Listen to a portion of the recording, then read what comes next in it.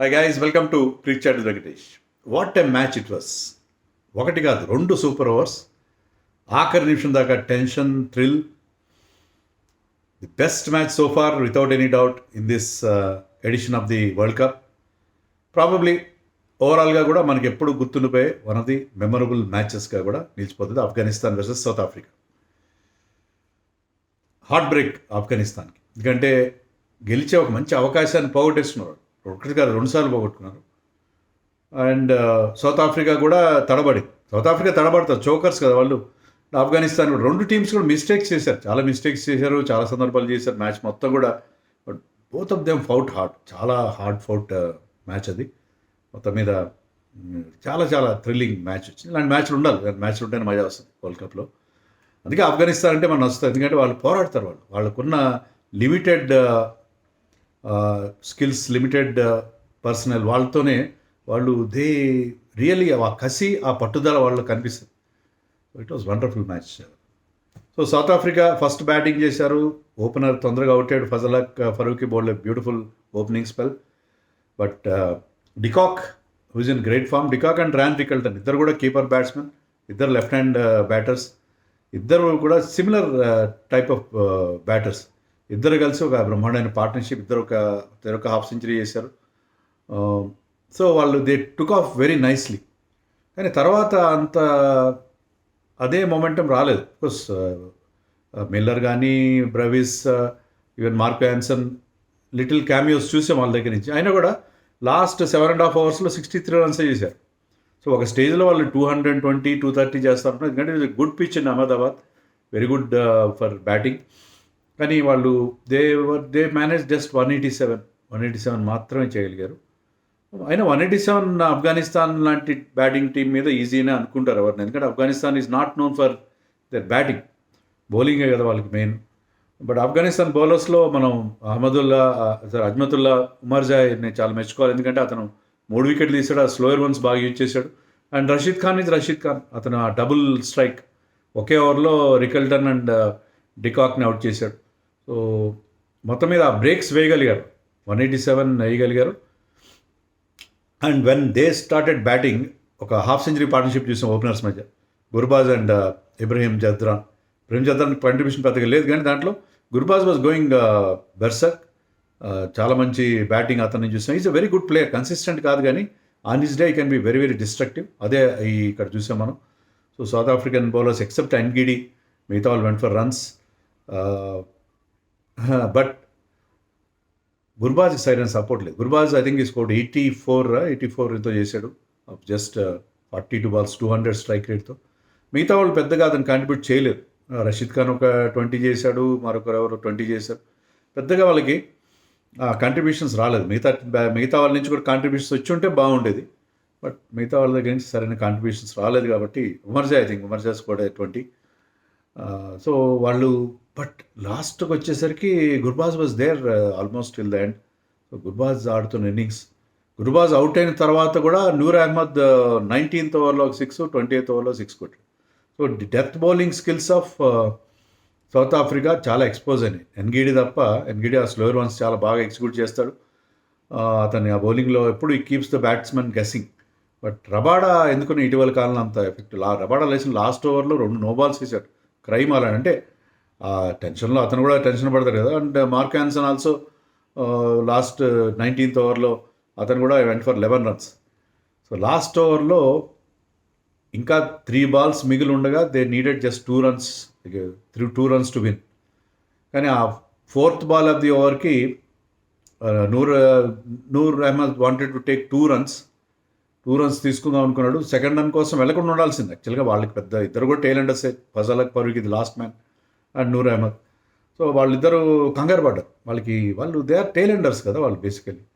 So second run కోసం వెళ్ళారు. ఇంకా 2 balls ఉన్నాయి కాబట్టి 1 run తీసుకుని కూడా సరిపోయేది. సెకండ్ రన్ కొంచెం షార్ప్ సెకండ్ రన్.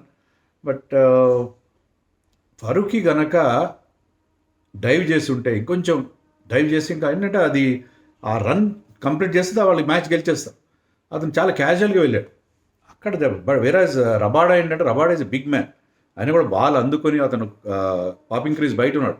అక్కడి నుంచి కంప్లీట్గా ప్యారలల్ టు ద గ్రౌండ్ వచ్చి ఆల్మోస్ట్ ఈ బ్రోక్ ద స్టంప్స్ కేసి విసరలేదు, డైరెక్ట్గా స్టంప్స్ కేసి కొట్టాడు, ఆల్మోస్ట్ స్టంప్స్ మీద పడినంత పని చేశాడు. సో అతను హ్యాస్ షోన్ దట్ ఏమంటారు దట్ సెన్స్. అతను చూపించిన ఆ సమయస్ఫూర్తి this man could not show. This man Farooqi కనుక డైవ్ చేస్తుంటే ఏమిటి అది ఇంకా ప్రాణాలు ఉండినట్టుగా. అది ఇంకా అక్కడ Farooqi is a tail ender number 11. సో అతని నుంచి మనం ఎక్కువ ఎక్స్పెక్ట్ చేయడం లేదు, కానీ ఆ సిచ్యుయేషన్లో ఆ గేమ్ అవేర్నెస్ అవసరం ఉంటే అక్కడే మ్యాచ్ ఎండ్ అయిపోయింది. కానీ ఒక రన్నే వచ్చింది కాబట్టి because is the last man, ఇంకా 2 balls మిగిలి ఉన్నాయి. సో మ్యాచ్ వెంట into super. So last batting చేసిన వాళ్ళు ముందు చేస్తారు కదా. So they took the right decision, Omarzai and Gurbaz. Omarzai బ్రహ్మాండంగా ఒక 6-4తో స్టార్ట్ చేశాడు. So I think they got 17 runs super ఓవర్లో చాలా పెద్ద స్కోర్. కానీ ఫస్ట్లో వికెట్ పోయినా బ్రెవిస్ హిట్ 6. వికెట్ పోయిన తర్వాత ఫస్ట్లో వికెట్ పోయింది బ్రెవిస్ హిట్ 6. అండ్ లాస్ట్లో వచ్చిన వికెట్ పోయిన తర్వాత వచ్చిన ట్రిస్టన్ స్టబ్స్ ఒక 6 కొట్టాడు. ట్రిస్టన్ స్టబ్స్ ఒరిజినల్గా టీంలో లేడు, కానీ we know what kind of a player he is. So అతను మంచి క్యాచ్ కూడా పట్టాడు. సో స్టబ్స్ కొట్టిన 6తో వాళ్ళు స్కోర్స్ లెవెల్ అయినాయి, 17-17 first super over. So second super ఓవర్కి వెళ్ళింది. ఫస్ట్ టైం అనుకుంటాను నాకు తెలిసినంత వరకు T20 వరల్డ్ కప్స్లో సెకండ్ సూపర్ ఓవర్కి వెళ్ళడం. సెకండ్ సూపర్ ఓవర్కి వెళ్తే ఈసారి రెచ్చిపోయారు సౌత్ ఆఫ్రికా. నాకు అదే అర్థమైంది. ఏంటంటే ఆఫ్ఘనిస్తాన్ 2 ఛాన్సులు వచ్చినాయి. ఒకటి ఏంటంటే అక్కడ రన్అట్ కాకుండా ఉంటే గెలిచి ఉండేవారు. సెకండ్ టైం వాళ్ళు 17 రన్స్ చేసినప్పుడు దాన్ని డిఫెండ్ చేసుకోవాలి, కానీ దే కుడ్ నాట్ డిఫెండ్. ఎందుకంటే ఫరూకీ బౌల్డ్ 2 షార్ట్, మరి షార్ట్ బాల్స్ వేసాడు. So I think 17 runs defend చేసుకోకపోవడం, 2 ఛాన్సెస్ పోవట్టు. So South Africa got out of jail. వాళ్ళకి అక్కడ కాన్ఫిడెన్స్ వచ్చేస్తుంది, and they have that experience. వాళ్ళు ఎంత చోకర్స్ అయినా కూడా. సో సెకండ్ సూపర్ ఓవర్లో వాళ్ళు ఫస్ట్ బ్యాటింగ్ చేస్తారు, సేమ్ బౌలర్ వేయడానికి లేదు. అప్పుడు I think Omarzai is not a death bowler maybe. So అతను బౌలింగ్లో మరి ట్రిస్టన్ స్టబ్స్ మళ్ళీ ఒక 6 కొట్టాడు, ఇటు సైడ్ ఒక 6 కొట్టాడు ఈ సూపర్ ఓవర్లో, అక్కడ ఒక 6 కొట్టాడు. అండ్ మిల్లర్ ద కిల్లర్ అతను 2 6లు కొట్టాడు. So I think they got some 23 runs. 23 runs is too much of an ask. And నబీని పంపించారు ఆఫ్ఘనిస్తాన్. నబీని ఎందుకు పంపిస్తారు నాకు అర్థం కాదు. నబీని పంపిస్తే నబీ ఫస్ట్ బాల్కి అవుట్ అయిపోయాడు. అప్పుడు గుర్బాజ్ వచ్చాడు. Gurbaz is a man in form. అతను పంపకుండా ఏంటో వాళ్ళ డెసిషన్ నాకు అర్థం కాదు. ఎక్కువ ఆలోచిస్తే ఎట్లా అవుతాయి. సో గుర్బాజ్ ఇమీడియట్లీ 3 balsకి 3 sixes కొట్టాలి. అది కొడితే గెలిచేస్తారు. 2 6లు కొట్టాడు. సో లాస్ట్ బాల్కి 6 కొడితే మ్యాచ్ గెలుస్తారు. కానీ కేశవ్ మహారాజ్కి ఇచ్చారు ఎందుకు బౌలింగ్ వాళ్ళు. స్పిన్నర్కి ఈజీగా 6లు కొట్టచ్చు, ఎంత పెద్ద గ్రౌండ్ అయినా కూడా కేశవ్ మహారాజ్. ఎందుకంటే బికాజ్ రబాడా అండ్ వ్యాన్సన్ మీద మార్క్రమ్కి కాన్ఫిడెన్స్ లేకుండా పోయింది. So Ngidi already bowl the first super over. So అందుకని మహారాజ్కి ఇస్తే మహారాజ్ 2 6లు కొట్టిన తర్వాత ఆ తర్వాత బాల్ వైడ్ వేశాడు. సో లాస్ట్ బాల్కి ఒక 4 సరిపోయాయి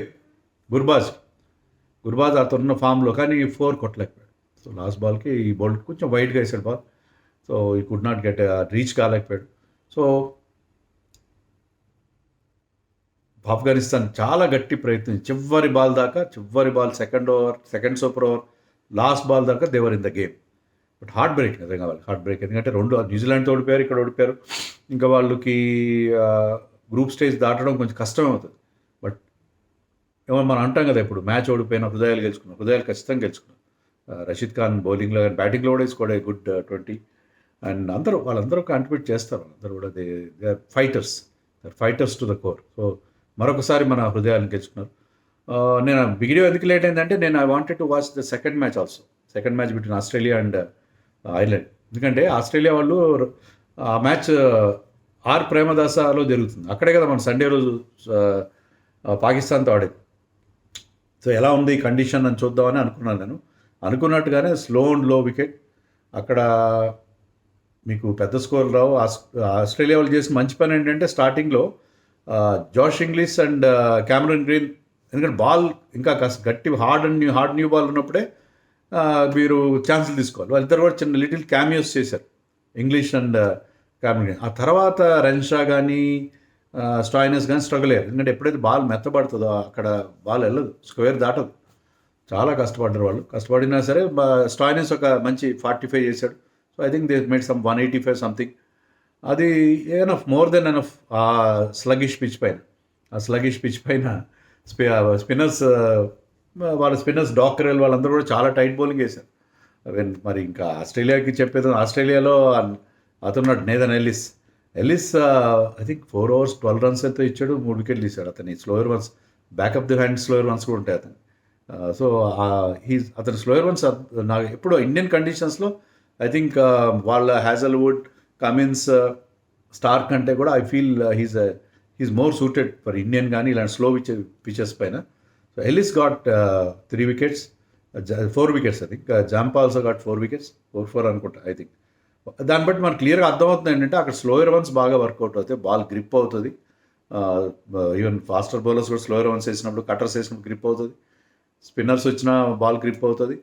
సో పెద్ద గ్రౌండ్ అది, మీకు డబుల్స్ ఎక్కువ వస్తాయి, మీరు బౌండరీస్ కంటే, సిక్స్ల కంటే దాని మీద డిపెండ్ కావాలి. సో చాలా 110 ఎంతో కొట్టేసి వాళ్ళు అవుట్ అయిపోయారు సౌత్ ఆఫ్రికా, ఐర్లాండ్ వాళ్ళు.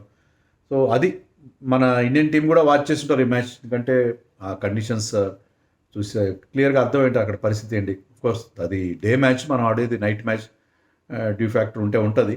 బట్ స్టిల్ ఆ గ్రౌండ్ కండిషన్స్ మన వాళ్ళకి కొంచెం అర్థమేంటి. సో ఎక్సైటింగ్ జరుగుతుంది. ఇప్పుడు నేను ఇందాక ఇంకా ఎర్లీగా చేసేవాడు కానీ watching West Indies bat so well. Underdogs బాగా ఆడితే నచ్చుతుంది. ఇంగ్లాండ్ కూడా డెత్ బౌలింగ్ ప్రాబ్లం ఉంది. Rutherford, Jason Holder, they had a very good knocks from them. చూడాలి మరి ఇంగ్లాండ్ వాళ్ళు ఏం చేస్తారు. సో ఈరోజు మ్యాచ్లు 3 కూడా చాలా ఇంట్రెస్టింగ్గానే సాగుతూ ఉన్నాయి. So that's all for now.